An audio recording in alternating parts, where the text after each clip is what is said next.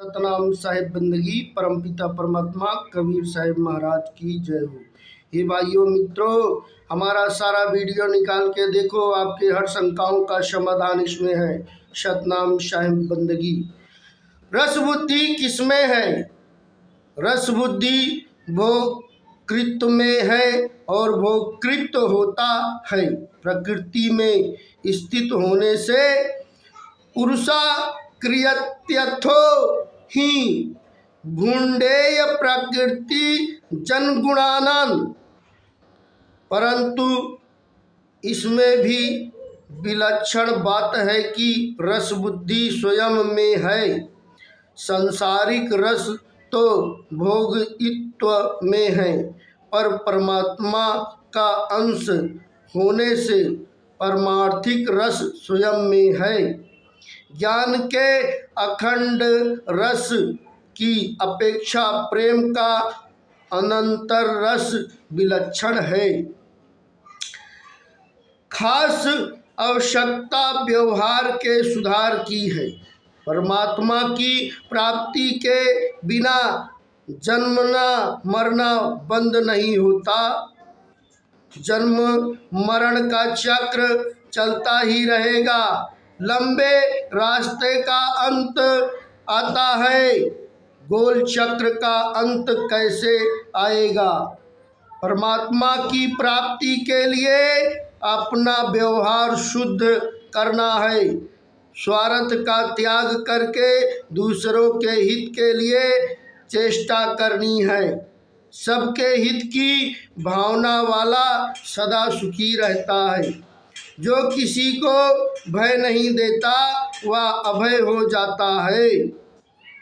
गृहस्थ में स्वार्थ का त्याग करके दूसरों का हित करने से परस्पर प्रेम बढ़ेगा। मोह का बंधन संसार में बांध देता है, प्रेम का बंधन मुक्त कर देता है। आजकल के जमाने में दूसरे को दुख न पहुंचाना भी बहुत बड़ा पुण्य है। पहले भलाई करने पर भलाई होती थी, आज बुराई न करने पर भलाई हो जाती है। गाड़ी में चढ़ते समय कोई चढ़ने को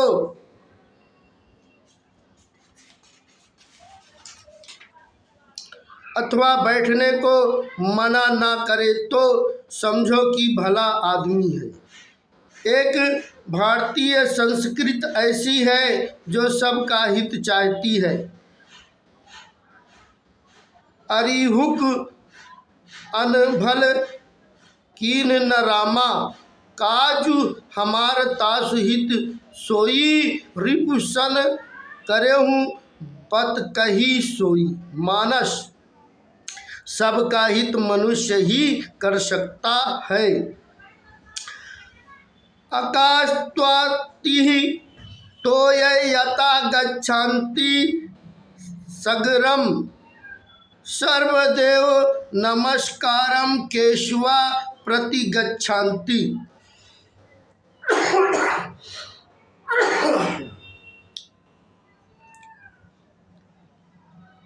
जैसे सभी देवताओं को किया गया नमस्कार भगवान के पास पहुंचता है, ऐसे ही सबके साथ किया गया प्रेम भाव भी भगवान के पास पहुंचता है। भगवान सबके हृदय में विराजमान है, अतः सबके भगवान को देखते हुए सबको नमस्कार करो। सबके साथ आदर का प्रेम का बर्ताव करो, सब सुखी हो जाए। यह व्यापक भाव है जो व्यापक परमात्मा को प्रकट करने वाला है। नमस्कार करने से लाभ ही लाभ है। रोजाना बड़ों को नमस्कार करने से आयु विद्या यश और बल ये चारों बढ़ते हैं। नमस्कार करने से कर्मकांडेय की आयु बढ़ गई, मार्कंडेय की आयु बढ़ गई, वे चिरंजीवी हो गए। गृहस्थी आश्रम सबका मूल है। गृहस्थी आश्रम में बहनें माताएं मुख्य हैं, क्योंकि उनके कारण से ही गृहस्थी कहलाता है। साधुओं के मठ, आश्रम, धाम आदि को कोई घर नहीं कहता, स्त्री के कारण ही घर कहलाता है। चाहे वृक्ष के नीचे ही क्यों न रहे, न गृहमिहत्युर्हिरणी गृहच्युते। आज स्त्रियों को केवल भोग सामग्री बन दिया है। स्त्री को स्त्री रूप से देखना उनका निरादर है। उनको माँ रूप से देखना चाहिए। माँ का दर्जा बहुत ऊंचा है। सहस्त्र तु प्रीत्यमाता गौरवोण नियंचित है। बहनों को चाहिए कि सुई बने, कतरनी कैंची मत बने। सुई दो को एक कर देती है, कतरनी एक को दो कर देती है।